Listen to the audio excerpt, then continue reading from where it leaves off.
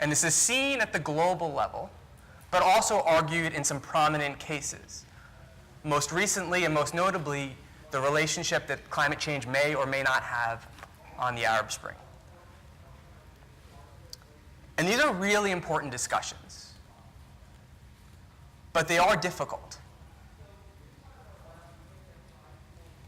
And the complexity of the issue is, I think, why the policy community has tended to rely on a rather vague framing of this relationship. That is, that climate change is a threat multiplier. And I imagine that many of you are familiar with that term. For those who aren't, is the argument that climate change may not necessarily cause climate change, but it can hasten, can exacerbate, can trigger in some instances conflict outcomes. And I think part of the reason that that has been relied on so much is that the policy world and programmers and implementers don't necessarily have the luxury of fighting this out in the journals. And they certainly don't have the time to do that as well.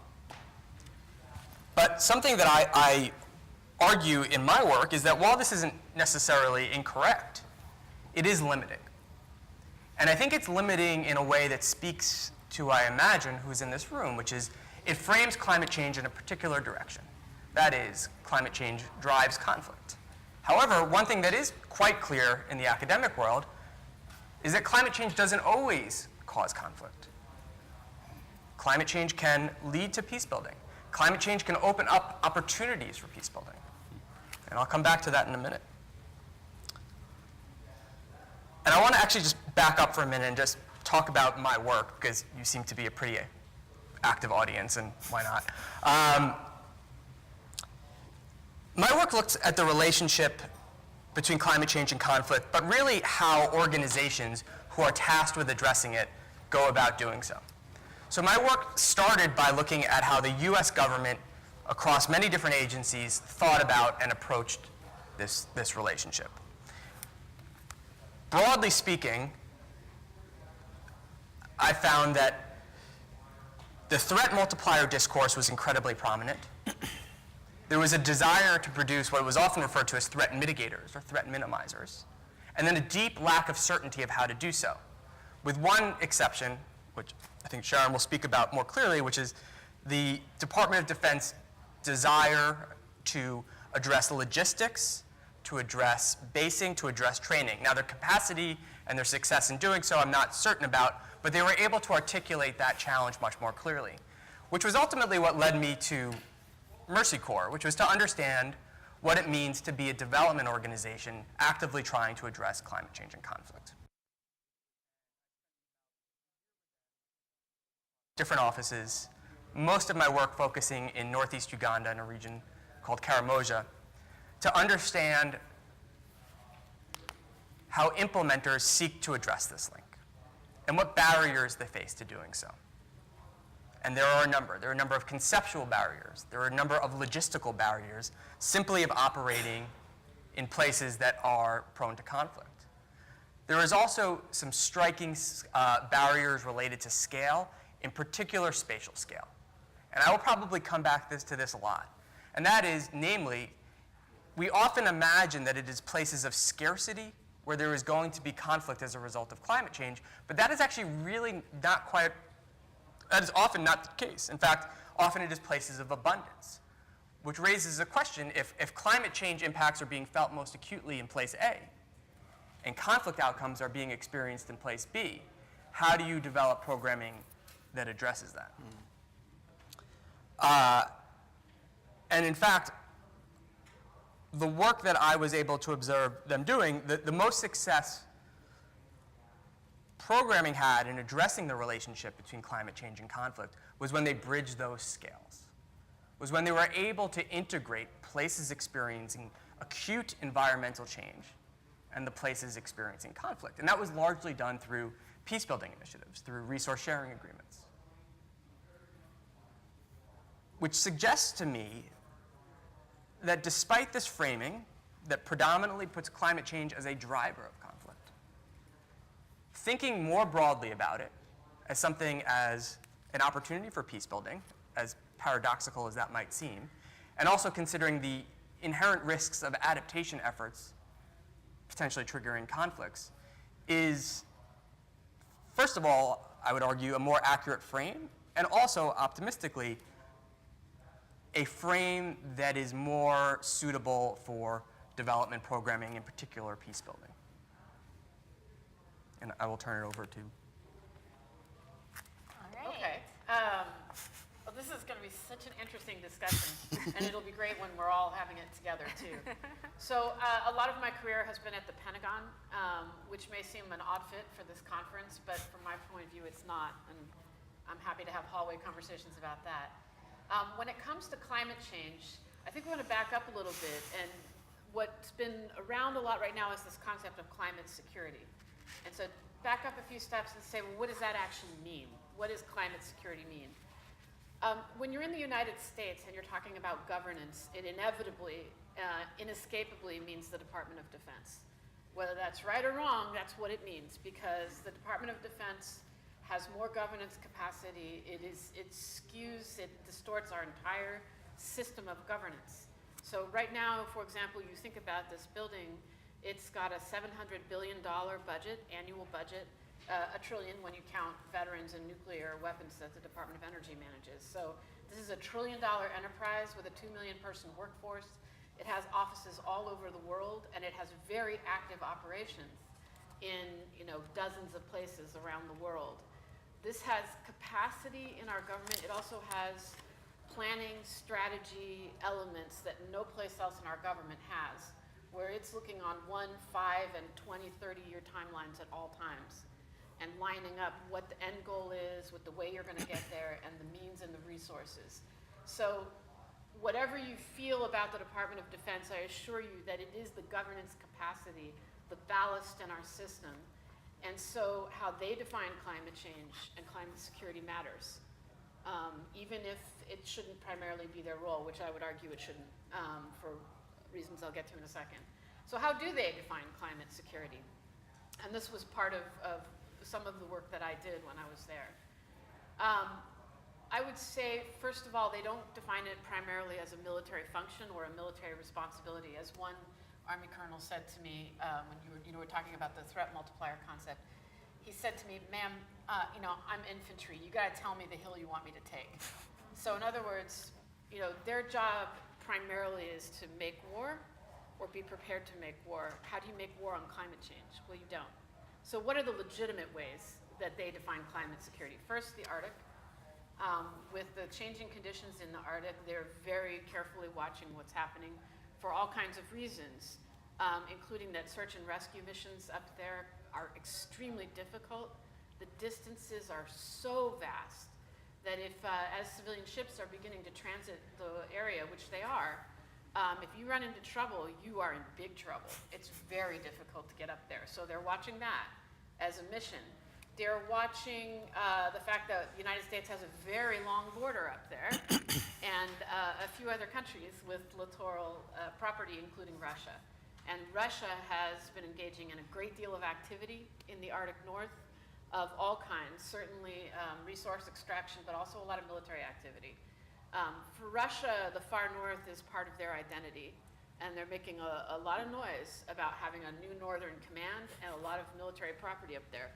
So the United States is watching that very carefully, but also this is an entirely new ocean to patrol, is what I heard one Navy official say, and that does mean it's a new polar trade route that's opening up. And so let me ask you this, can you think of a reason why China would have 2 heavy icebreakers? Because they're not an Arctic nation and they're not an Antarctic nation. It's because that new trade route opening up changes the ballgame for them completely, and they're ready for it. So there's a new great game shaping up there, and some conflicting claims as well. So the United States is well aware of that. They're not putting a lot of resources up there. It's still an extremely harsh environment, but they're watching it very closely and they take it very seriously. The second area is something that you mentioned, which is their properties. This is a very large landowner all over the world. They have something like 28 million acres under management, 500,000 buildings, and a lot of them are on coastlines, and a lot of them are in dry and arid areas. So the Department of Defense has been looking at adaptation for their own properties for a long time. They can't operate without these properties, right? They need to be able to put people there. They need to be able to put assets there. They need to be able to train there, which has been an interesting question about training ranges and whether or not they're available as climate change affects them with floods and droughts and other conditions. So they have been doing some active management of how to prepare those properties for climate change. Not as much as they should be. The Hurricane Michael hit Tyndall Air Force Base head on with a lot of destruction. And it turns out that they left a lot of F-22, which is a fighter aircraft in the hangars, and they were destroyed or certainly seriously damaged.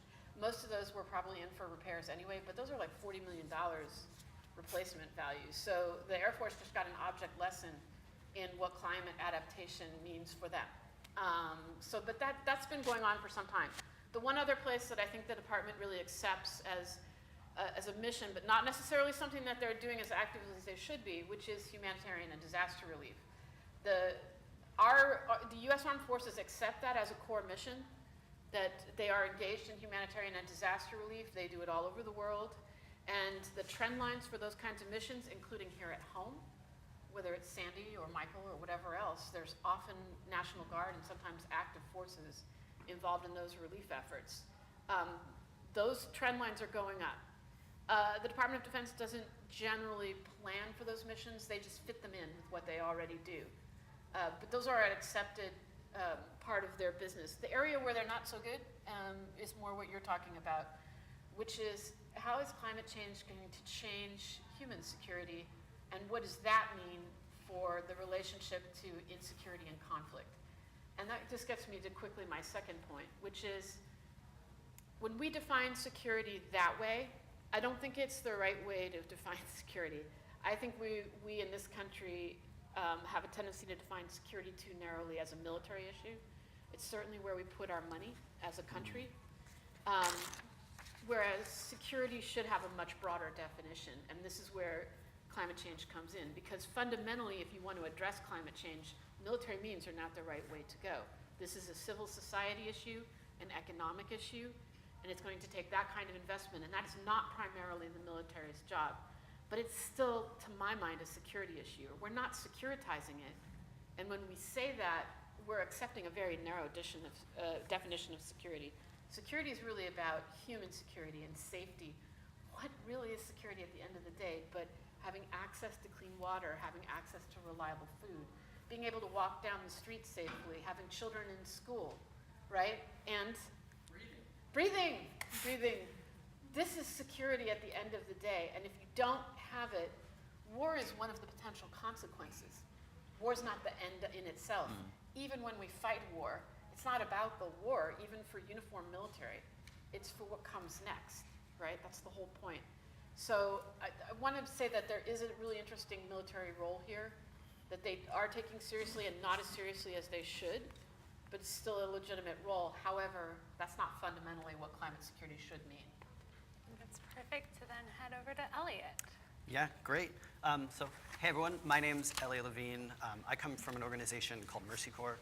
For those of you who might not be familiar with us, Mercy Corps is a global humanitarian and development organization. We work in over 40 different countries around the world, across East and Southern Africa, West Central North Africa, Southeast Asia, the Americas, and the Middle East. We work on a range of issues, from peacebuilding and conflict-related work, youth and gender, agriculture, food security, and of course the sectors that the team I lead represents, which is climate change, adaptation, natural resource management, and energy access-related issues.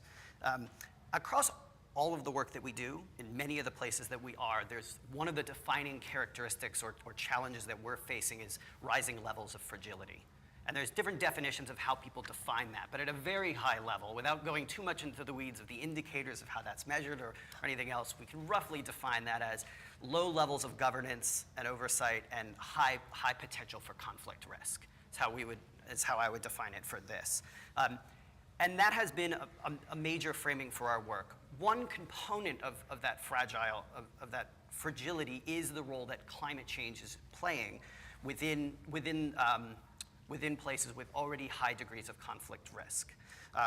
To this end, there's been, within Mercy Corps, a growing conversation on how we address the root causes of conflict. from a variety of different angles, with climate change and environmental resource scarcity as being one particular that we're honing in on over the past couple of years, with a particular focus now. There's a couple of different ways in which people frame up how climate change leads to conflict, sometimes through disasters, sometimes through resource scarcity, a whole host of things. But if we're to scale back for 1 minute, I think there's sort of two different angles that we see across our work more generally.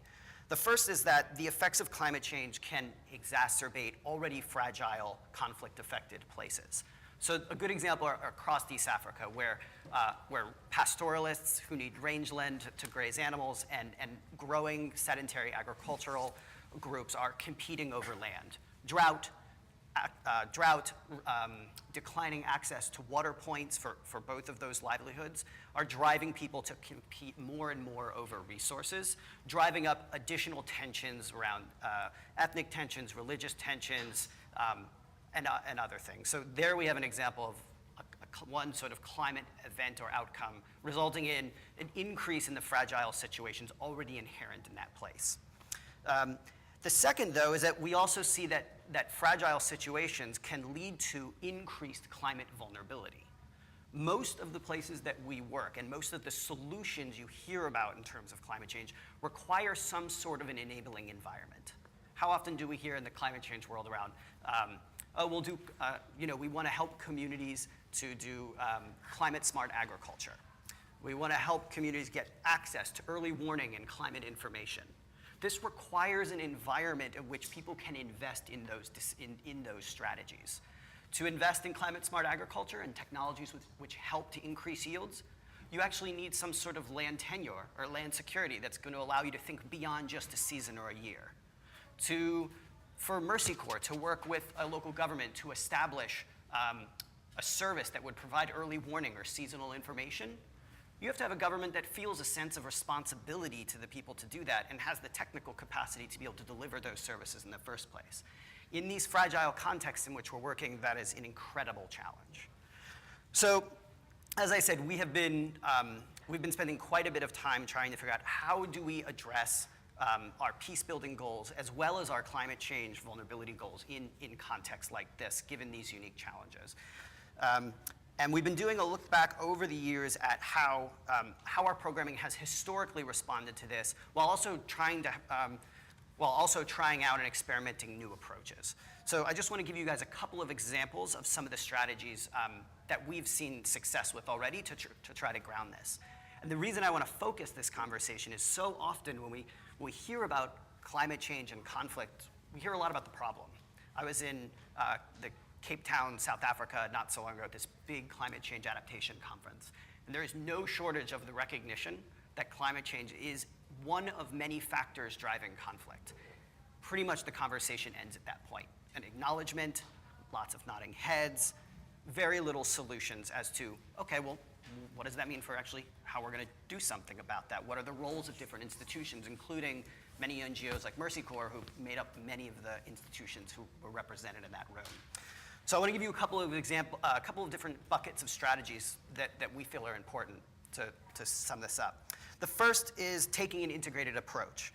We've seen real success with programs that integrate climate change adaptation, environmental programming in conflict, and peace and conflict work together.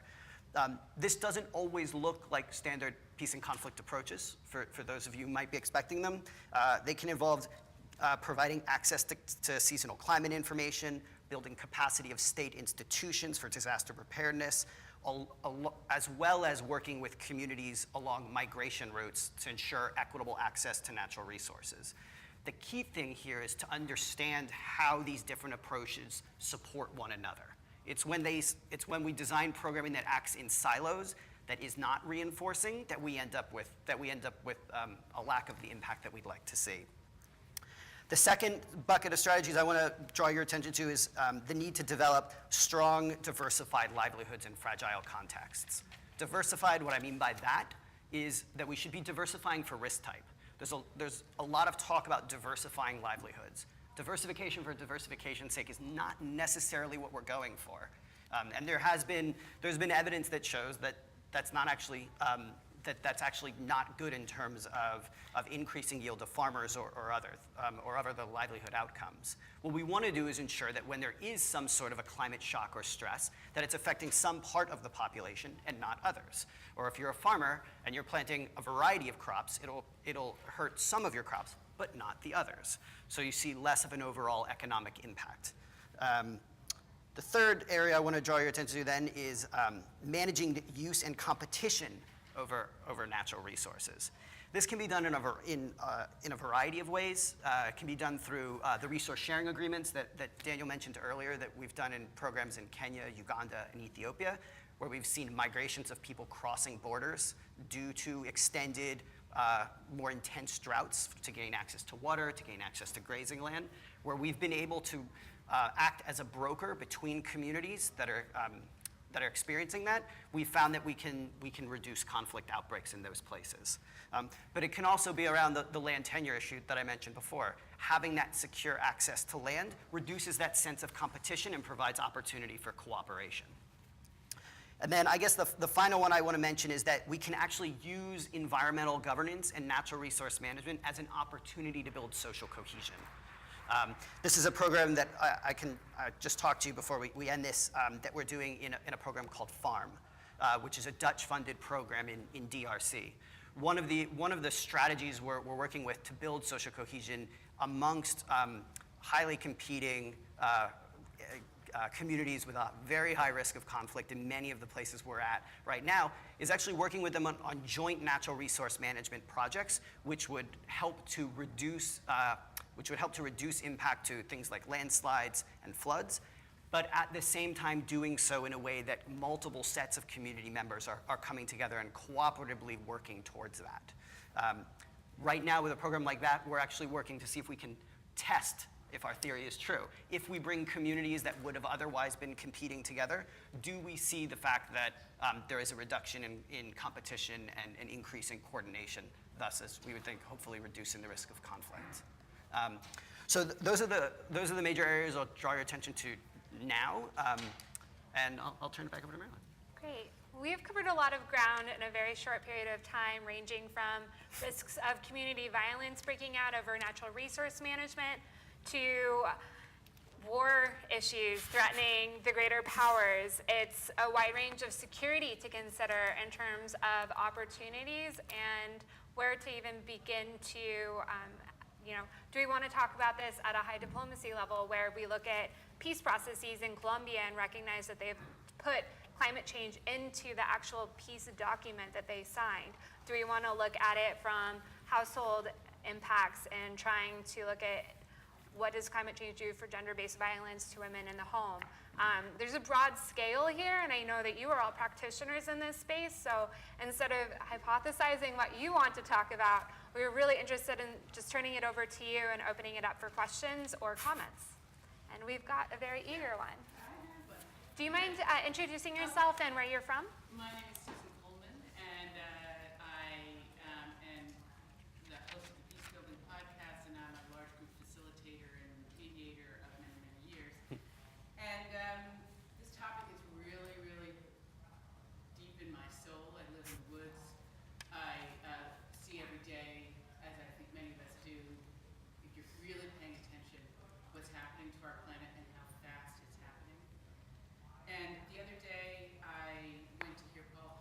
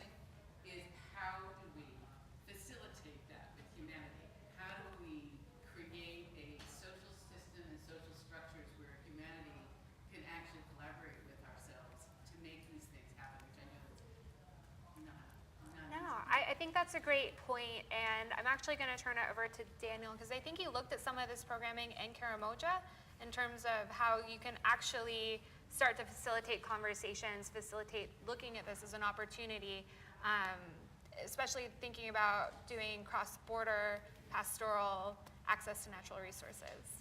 Yeah, and I think you make some good points. And the drawdown is interesting. Spoiler alert, refrigeration is going to be key for mitigation. But I think to speak to your point, there's two topics at play. There's mitigation, of course, right? We're pumping a whole lot of carbon into the atmosphere, and adaptation. There is a real challenge in using the relationship between climate change and conflict as an argument for mitigation.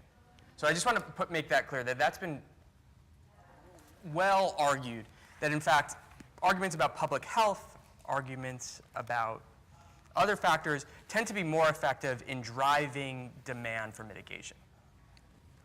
On the adaptation side, and speaking to your points, having these sorts of joint challenges, apolitical jumping off points, tend to be very powerful platforms. And I think that speaks to a lot of the work that Elliot was referring to, FARM, for example, as means to essentially get people in the room so folks like you can do your work, Peacebuild. So yeah, I think I can turn that over to you in terms of FARM if you'd like. Sure, it's a good point you make. Oftentimes, some of the conversations we're having internally at Mercy Corps on this talk about the shared experience of climate change in terms of bringing communities together. And what we mean by that is that if previously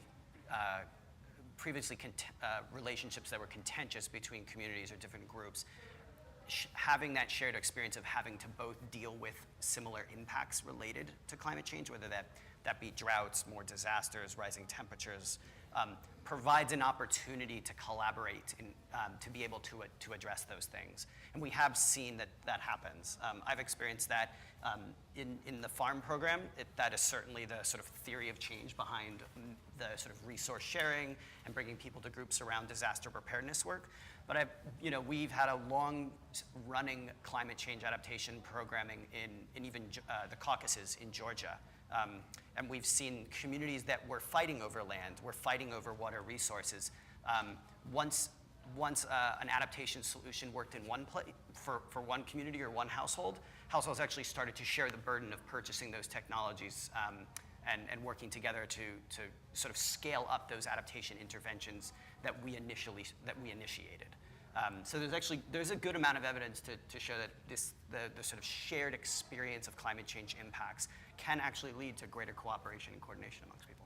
And I think my point is really, it's almost like a mindset for all of us in this Sure. room, that the more we start seeing this, we are the people that are skilled in terms of trying to create cooperation in human systems. But to really see this as the climate giving us this invitation, okay, now's the opportunity to step in and really, as Paul was saying, he was hearing the language of being all just, it's all over. It's, go home. And what was he saying? No, this is, game over. And he said, no, this is game on. No, and I think it's an inspiring moment for all of us, and hopefully is why a lot of you are here in the audience today. I think I saw another hand, looks like two, so we'll take you both together. Go ahead and name and My name is Becca Mendez. I'm researching with the team the implementation of the Columbia Peace Agreement, and you talked about how a lot of scholars and programs are saying this is a problem but not proposing solutions, and I appreciated that you pointed out a couple solutions that Mercy Corps is identifying.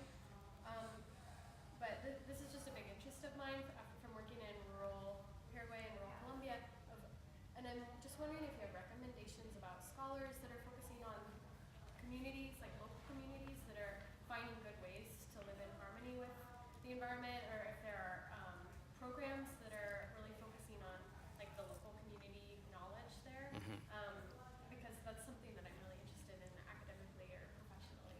yeah. And then one other one, I think. Okay, I'm trying to think of how I can kind of frame this in a short bit. Your name first, sorry. Oh, I'm Tim Ellinger. I'm with the University of Wisconsin, Milwaukee. You mentioned about, I think you're something to the extent that as peace builders, we're the experts in something or other. Facilitating cooperation. I think this group has to recognize that there is a phenomenal amount of work and a lot of work done by people doing sort of community stewardship, environmental restoration work that are doing conflict work. And they're not necessarily trained in it, but they do it. You know, that's kind of how I came to this. I'm an environmental restoration person doing climate change adaptation around the world. And what you find is the opportunities are usually driven by something like unpredictability and flooding, like in the Balkans or in Wisconsin. And when you get these people together around the shared interests, you realize that what happens very quickly is that sort of the social and environmental system boundaries don't overlap or they're drawn differently than the governance boundaries. Yeah. So where the real conflict arises is how do you get the different scales upon which people are working socially and ecologically to match with where the governance is.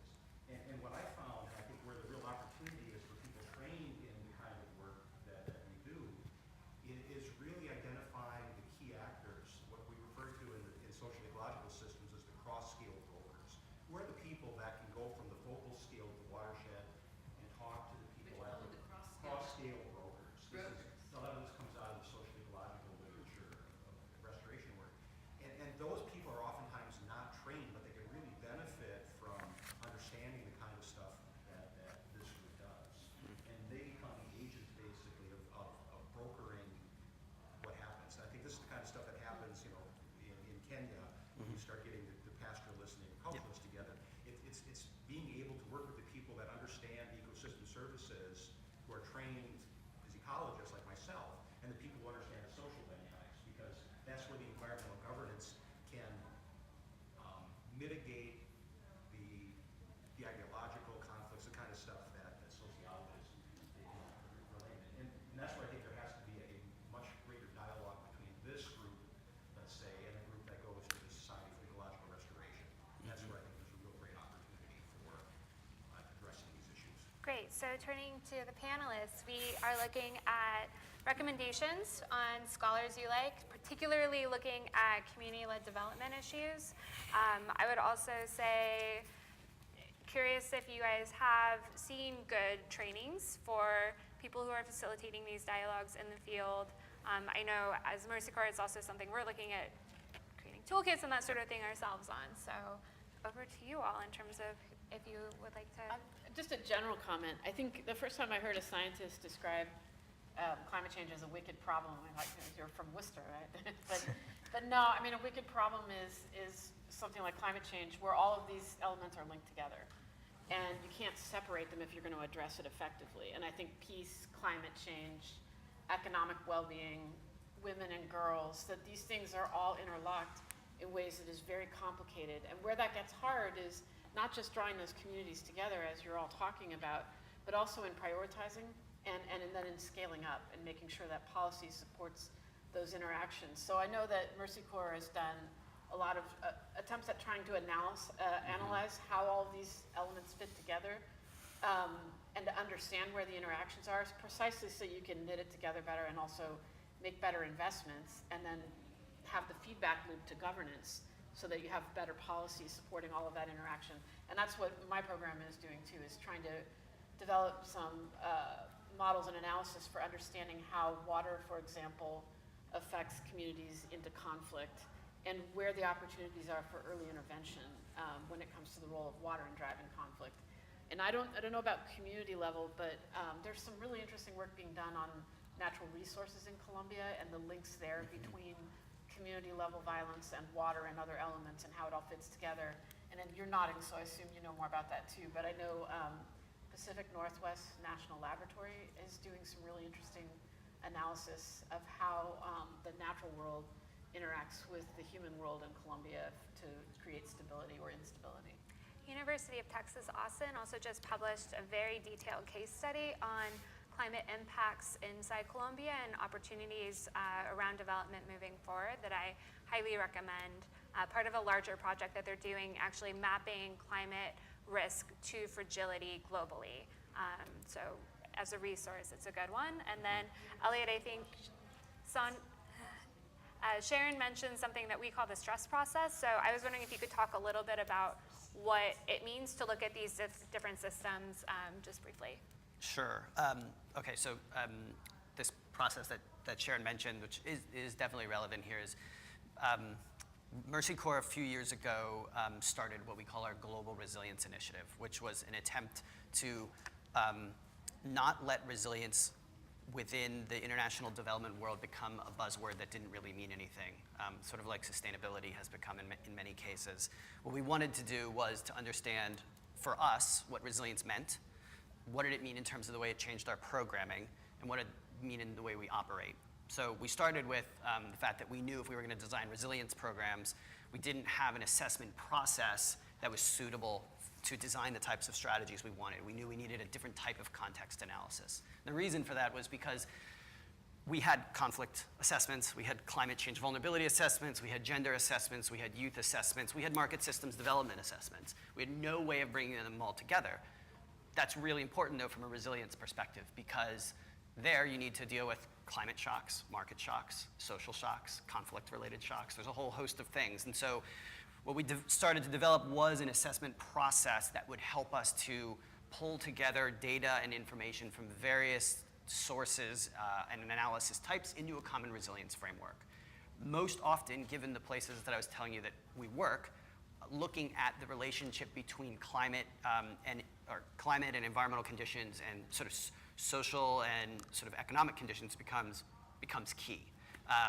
And so in this stress process, we go through sort of systems mapping exercise where we actually try to understand the relationship between different shocks and stresses. So we'll look at a drought and how a drought is driving resource scarcity, which is leading to rising tensions, which is causing conflict, which is then further exacerbating people's ability to manage resources better, which makes them more vulnerable to drought. And the idea is we look for leverage points within that system to be able to both address the peace and conflict situation, but also the climate and environmental vulnerabilities as well.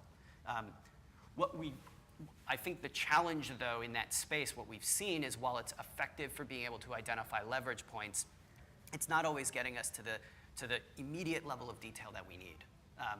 And the way we're thinking about climate and sort of the conflict space now is you really need to be careful with the way you're defining those relationships.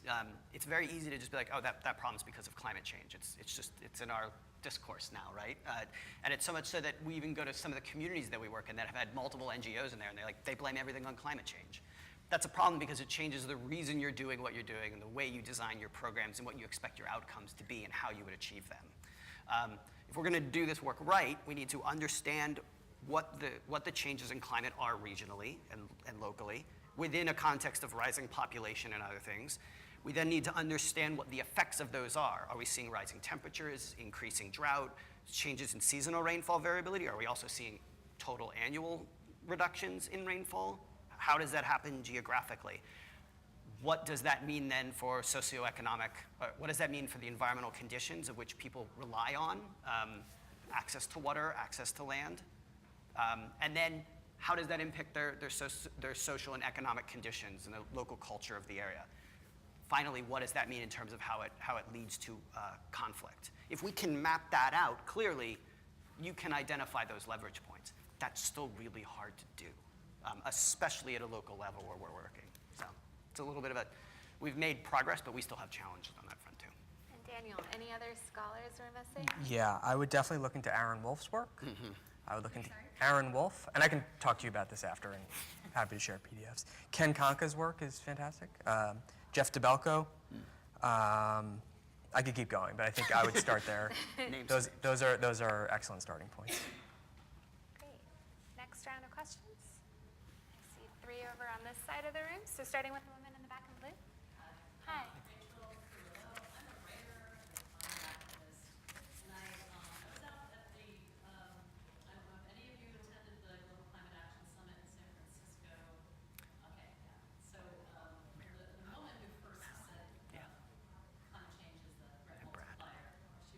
Sherry Goodman. Yes. Small community.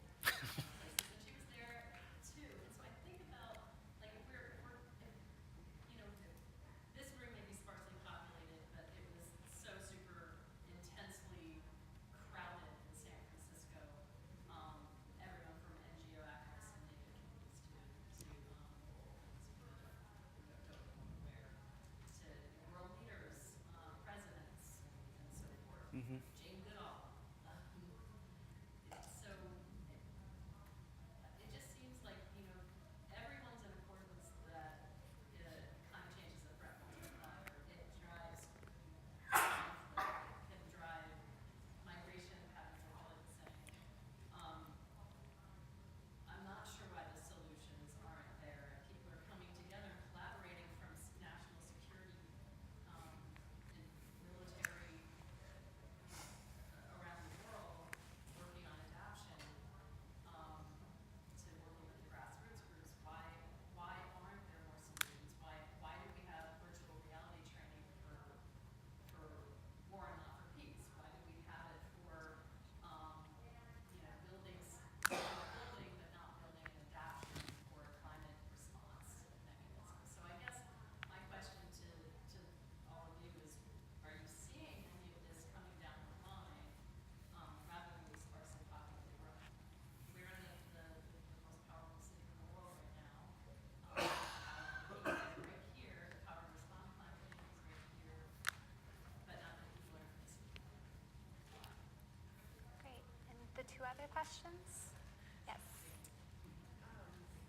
So it's well known that gender is a huge aspect of conflict. It's well known that gender is a huge aspect of climate change. So when we look at gender, climate change, and conflict all together, it's kind of complicated. But I was just wondering, where is gender sitting in all of your work? Great. And can you give your name and Oh, sorry. Yeah, I'm it's Ellie. fine. I'm from the Genocide Prevention Program at George Mason University. Great. Thank you. And I thought I saw one. Yep, there. Hi, I'm Rachel Zimmerman. I work with Sharon Burke, and we're working on building tools to identify points of conflict, especially where there's water scarcity. Is your name? Yeah, sorry. So Rachel Zimmerman, work with Sharon Burke at New America. But my question comes to this, especially for Mercy Corps and for folks working in humanitarian interventions. What is the time scale that you need to know for when there's going to be hydrological catastrophes? And does Mercy Corps prioritize kind of the acute near term, or kind of knowing like long term when it comes to planning and choosing what zones to work in within Kenya, for example? Great And question. then my other question is, does Mercy Corps already have a tool that they're using for predicting kind of hydrological subnationally, and where to know like, oh, whether we want to be right outside of Nairobi in those arid areas or way up north, and seeing which ones? I'm wondering subnationally, do you have tools that you're using for that? So Okay. great questions all around. I think the first one is looking at where are these opportunities moving forward. There was a lot of excitement in California. I think this is an exciting year to be working on climate change in general and climate security in particular. The UN Secretary General actually announced at GCAS that they were going to be doing a huge focus on this topic throughout the course of the year, leading towards the UN General Assembly next fall. So there should be several other additional announcements.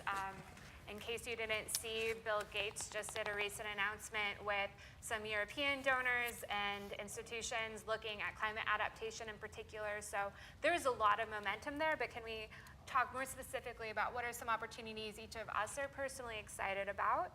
To Emily's question about gender and where does that fit into this conversation, it's very important.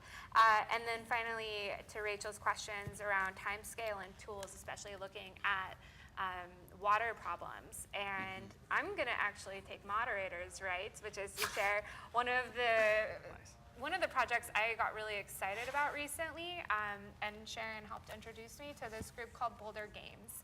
And they are not what I would consider your normal climate actor. They're a private sector group, and they typically work with Disney or MGM.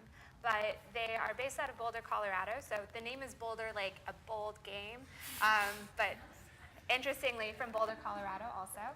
And they're now working on some of the coolest climate mapping, virtual reality type technology I've ever seen, which is basically trying to look at some of that really big data global modeling and then trying to humanize what does that impact look like for a community in South Sudan. And they're using their game expertise to look at AI. So if you are in a community that is at risk for floods because of climate change, what does it mean when a flood hits your community? Are you prepared for that? So there's a disaster risk reduction component And it's to it. real data. Yeah. Like, it's not, they're not just imagining where the water might No, go. it's all based based on reality. actual And then data. they use their gaming expertise to then put in, like, who runs from the flood? Who stays? How long do people And that's wait to come data back? also based on Yeah. actual people, not just, they're not just making Yeah. it up. What if they move So- there? Yeah, so that's where I see some of those really exciting opportunities. And I would say for a more publicly consumable tool that I recently saw that came up during the hurricanes was with the Weather Channel having the ability to actually show what it meant to have the hurricane floods hitting a community in North Carolina. And as that water rises over your head, what does that mean in terms of how long will it take for you to be able to get back to your community? And so a lot of times when people see global climate change issues, they have a hard time understanding what does that mean for me where I am and why do I need to act in some sort of way that's different. And I think that those are the types of tools that are not only going to help us as development practitioners, as people in a space focused on improving the world, but is also going to help our moms or brothers or friends who don't understand that part of our lives understand why climate change matters to them. So those are the things I'm really excited Yeah. about. And in a way, I would flip your question on the head and say that everyone here, whatever group they're in, is working on climate change, whether they know that or not. If you're working on maternal health, you're working on climate change. If you're working on land tenure, you're working on climate change. Because all of those things are the answer to how we deal with this. If you're working on clean energy, you're definitely working on climate change. But any peace-building endeavor, you know, whether you know it or not, you're helping to build resilience to these changes. It would be better if that were more conscious, so that you know if the investment you're making here makes sense for what's about to happen there. You know, next year, 5 years, 10 years, because some of these investments are long-term investments. If a government's deciding where they're going to put a dam or flood control or a hospital, that's a 40-year investment or maybe longer. So you do need to know. And I think that's why a lot of us are looking at data and tools, because how can you make that easy so that when someone is investing in a community resilience project, they know what the implications are for how the environment is changing in that place. So I think, in a way, everybody here is working on this, whether they're in the room or not, and that's all to the good. I think we also, in our field, where we work on climate security, have to remain open to the fact that the solution set may not look exactly like what we think it will. So, for example, you know, we talk a lot about in our community about electric vehicles and how important they are. And they are. It's an important thing. But at the end of the day, the best investment for climate adaptation and for mitigation is probably women and girls, and the education of women and girls and the improvement in girls' conditions around the world. And we have to be prepared to hear that, that it's not a technology solution.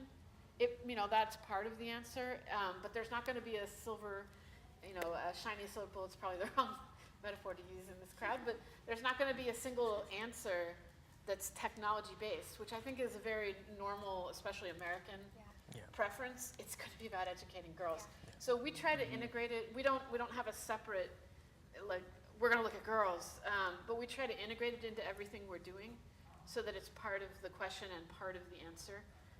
That's just my personal preference. And I'm not going to answer Rachel's question. I'll let you guys answer that. I was going to say, But just to back up a little bit, one of the reasons that we as a think tank are so interested in what you're doing is that Mercy Corps has this sort of vertical integration in that they're thinking and analyzing about how do you do this better, and they're actually putting it into the field both in response and development. So both how do you deal with an immediate disaster and how do you build long-term development, and how do you do it right? Because there's a long history, let's be honest, of bad investments that hurt more than they helped. So how do we know how to help better? And I think that's part of what Rachel is getting at. Yeah. I would say one of my favorite gender stories about a place that is at risk for climate, and this is one of those, it's not explicitly a climate change problem set that we're dealing with, but in Nigeria, we're working with adolescent girls to provide a safe space for them. It's not a part of their school, though that's an important part of the program, but it's literally just a safe space for girls to be girls together. Sometimes they get to learn about if they want to do a job, how do you have job skills? Sometimes they learn about managing their own money. Sometimes they just learn about what it means to play together as girls. In these safe spaces, though, we've also been able to include a maternal child health component. So talking about how to have healthy babies, and you would not consider that a normal climate change issue, but in the Lake Chad Basin area, we're looking at really high rates of women giving birth, and oftentimes it's when they're very young. So a lot of women were getting married at the age of 13. And working with a community just to explain why waiting until a girl is 18 to have a baby for the first time instead of at 13 is a really interesting opportunity to begin to have an impact on something that will ultimately tie into climate change in terms of high population numbers in West Africa. But honestly, just that waiting between 13 and 18, it's 2 less babies in that family, which improves the health outcome for the mom because she didn't have a baby too young. It improves the nutrition for the babies. And it also improves the overall amount of money in that family because those are 2 less mouths that they have to try to feed. So I think that's an interesting way of addressing gender as it relates to climate change, but it's not one of the very expressly gender-specific ones. So gender one first, and then the time scale and technology thing kind of second. The gender front, there's lots of great examples, like what Marilyn just talked about, of how we do that. And we have gender assessments for gender-specific programming that helps us to establish what we're going to do and why. But if we were only to do gender work within gender-specific programming when there's gender-specific money, we're probably not doing the right thing. It needs to be integrated across our programs, right? So that's where I think this is where the value of like a resilience lens broadly helps us do that, right? There's a couple of questions we need to ask ourselves when designing resilience building programs to climate change or conflict or otherwise, to help us ground us in a place. And I'm not going to go through them all, but one of the really important ones is resilience for whom? Recognizing 2 sides of that question. The first being that people experience shocks and stresses differently, and so their vulnerabilities are different. And that can be by age, it can be by sex, it can be by livelihood group. And then if you understand that information, you're better able to design strategies that take into account the restrictions on those individual groups. Not just what are they exposed to, but what restricts them from being able, what restricts adolescent girls, for example, to be able to put strategies into place to prepare for a drought or prepare for a flood. What is preventing them from taking some sort of preparatory action or knowing what to do in the face of that hazard? If we ask those questions throughout our assessment processes, we're able to address those problems.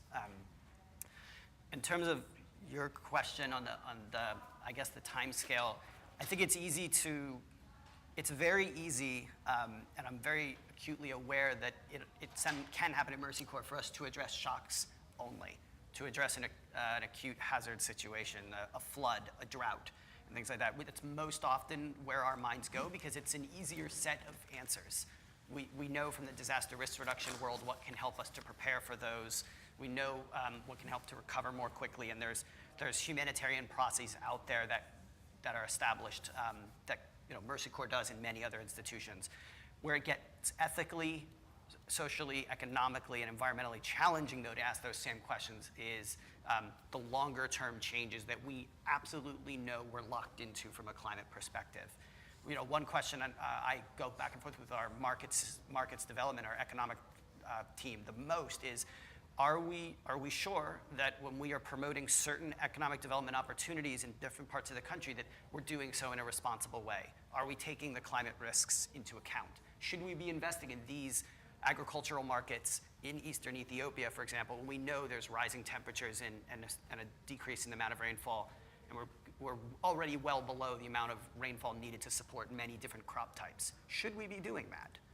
These are the types of questions you have to ask if you want to do this long-term work. And then the follow-up to that is, should those people be ethically responsible for dealing with that now? Do we make short-term investments knowing that we have to make longer-term investments in the future? So those are some of the things we're wrestling with. On the the hydrological question you asked on like, do we have tools or processes to help us know where we're going to act in that space? That's a really interesting question, and it's an area of work that we're focusing quite a bit on that I think is really, really complicated. So a lot of that work, at least in my mind, revolves around what quality of data you have to be able to act in those spaces. We've been doing a lot of work with the satellite-based Earth observation community to be able to figure that out. And so we have programming that tries to look at flood risks.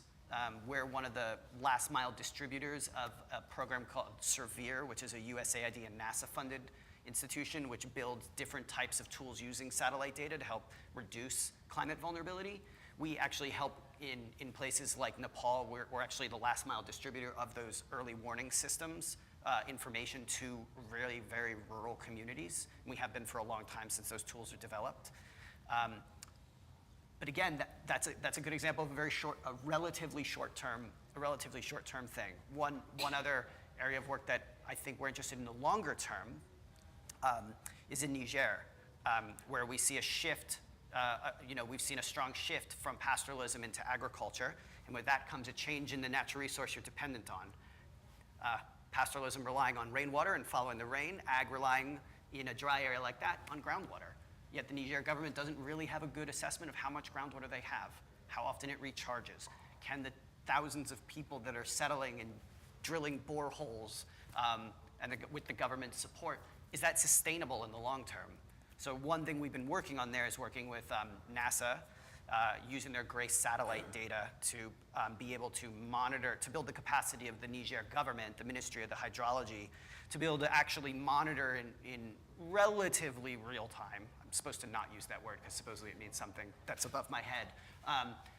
To monitor changes in groundwater, and that can help us to know where to put boreholes so that there's less competition as boreholes fail.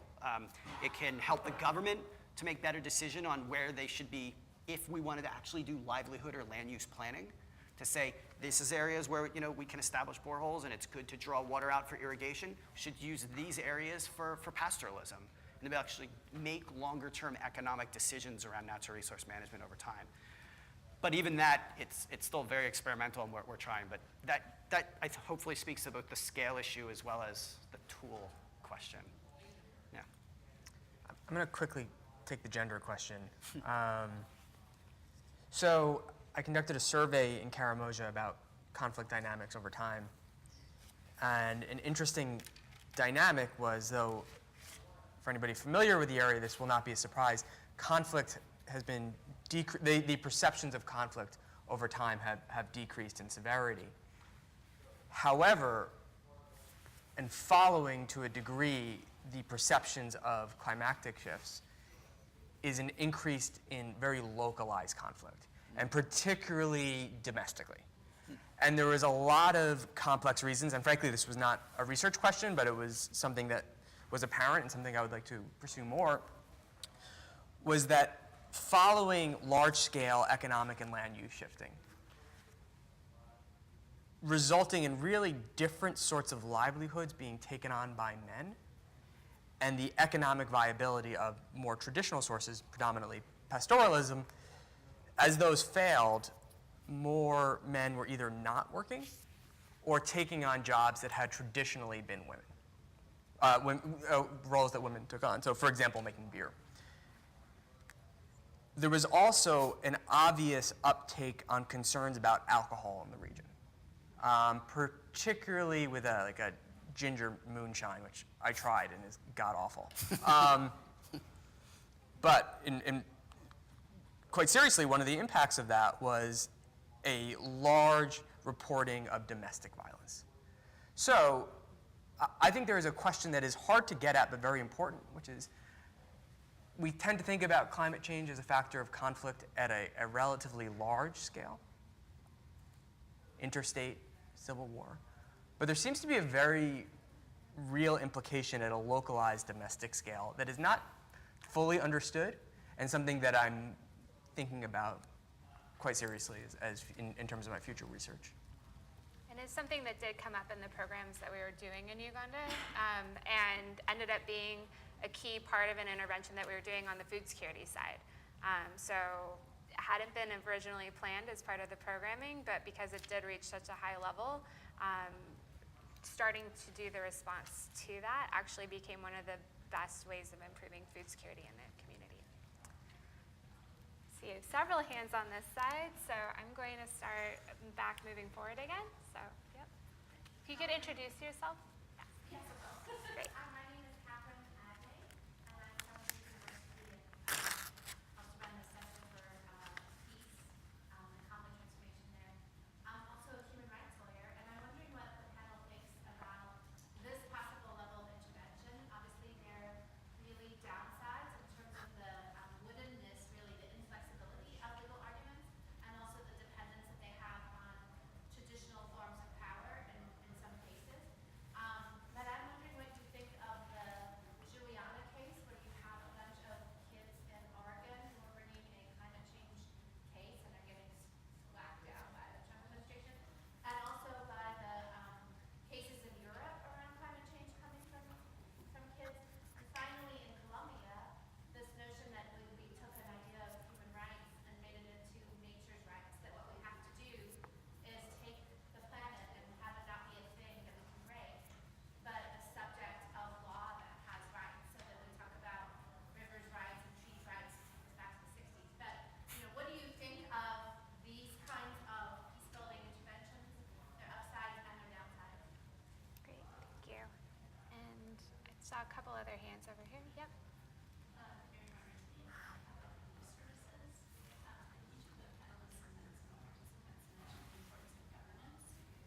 So I'd be interested to hear your perspectives on where you see governance being prioritized or not in approaches to programming, and then also looking at developing, Ellie was just mentioning a minute ago, the capacity of government to also be able to deliver so much of what we're doing in this arena, what we're doing, and how much of that are we enabling the power of government citizens to do?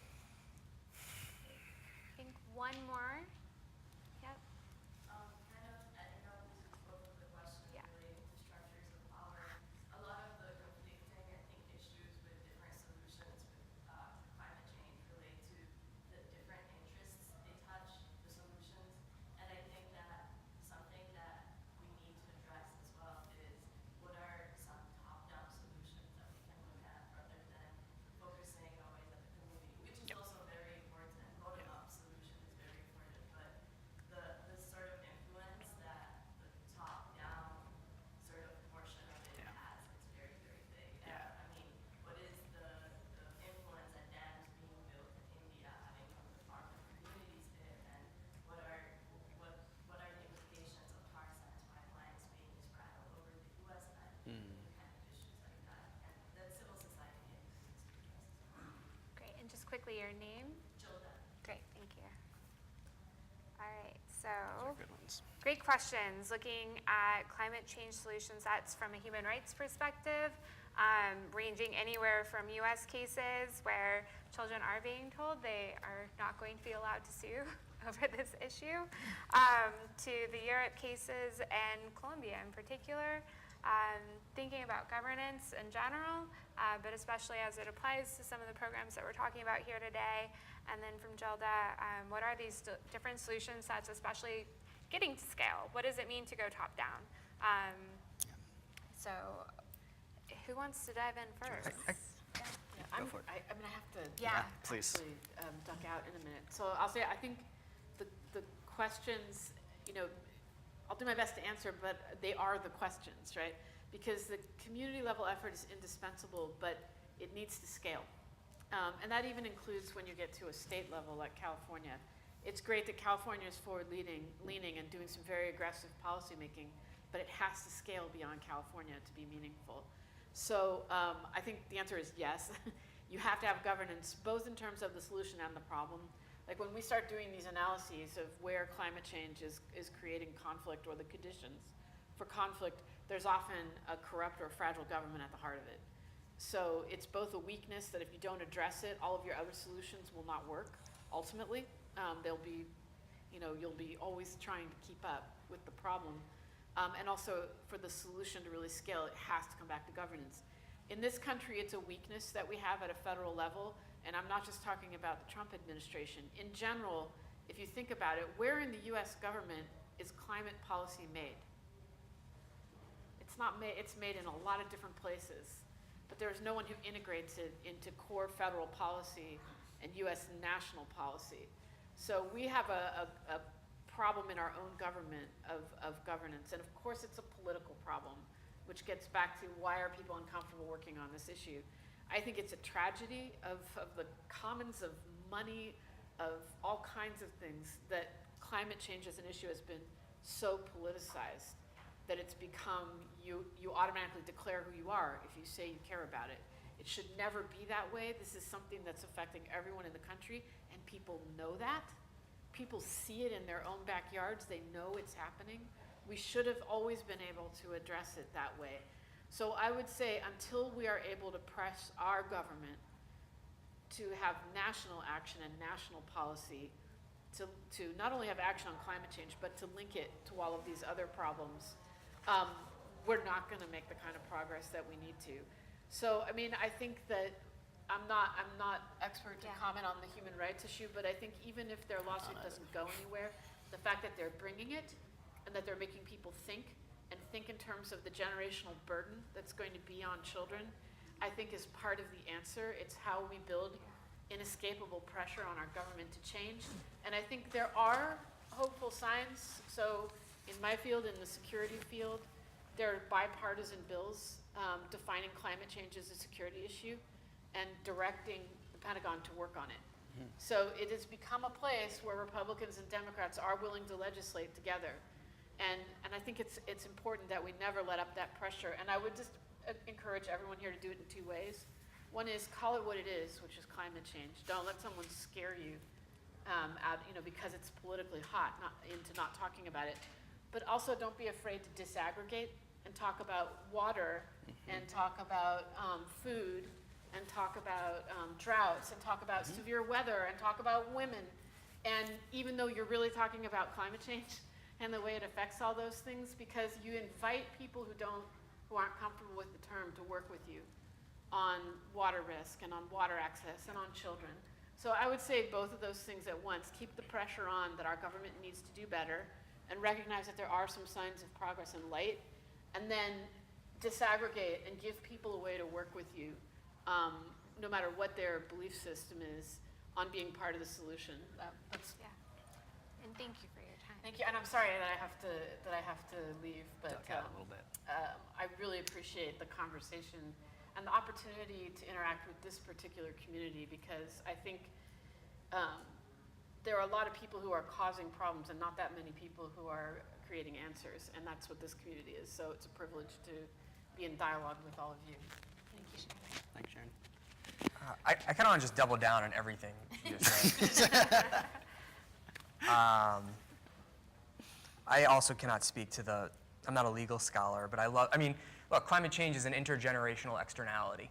I love that it is that kids are bringing a lawsuit.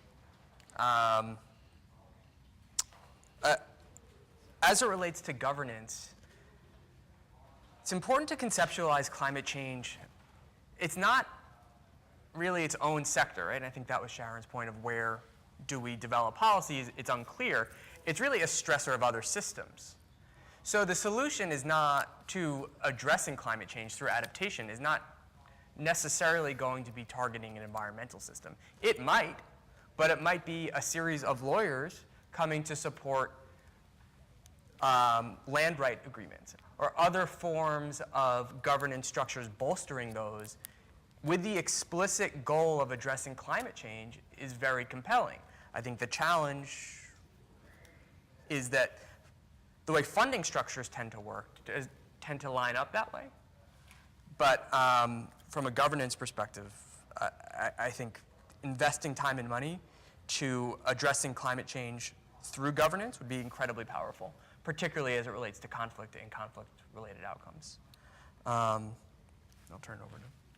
I'm going to try to answer both questions at the same time, because the bottom-up versus top-down question is, to me, completely interlinked with the governance question as well. So what interests me most, and where I see Mercy Corps' work being most impactful, is when we do that community level work, addressing acute impacts on the ground, working directly with communities who drastically need help in some of these really vulnerable places, with a broader sort of landscape approach. And what I mean by that is creating sort of the enabling environment necessary for long-term sustainable change. And I'm personally of the opinion that if we're not doing work at that, if we're only doing work at the community scale, we're going to be there for a very long time. And we're not working ourselves out of a job, which is ultimately what we should be trying to do, right? We shouldn't be in some of these communities as long as we've been in them. And we shouldn't be working on some of these same issues within those communities for as long as we've done. So when you get up to that higher scale, when you move beyond the community level, you inevitably run into governance approaches. The environment work is a perfect example. You can do on-farm resource management as long as you want, but if you don't address how resources are managed across a country, how they're prioritized across a country, as to who has access to them, for how long, for what purposes, you're never going to create a sustainable environment for the types of investments in livelihoods that we would want to see.